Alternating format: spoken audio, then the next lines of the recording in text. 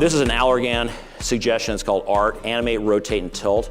And I think it's very powerful because we're not just having our patients look straight forward, okay?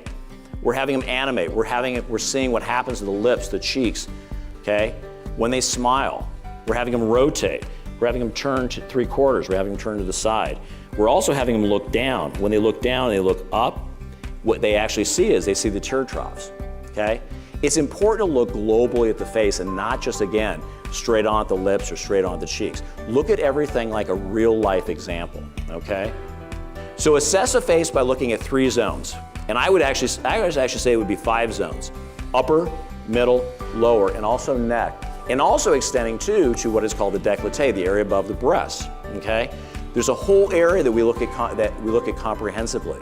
And if you look at it comprehensively, you can get results that are far better than just squirting some stuff in people's lips, okay? Comprehensive results far outweigh monotherapy.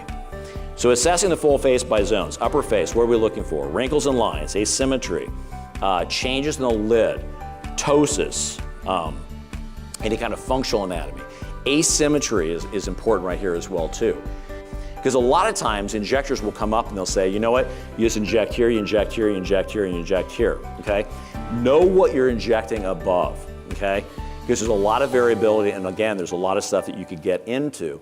And so always aspirate.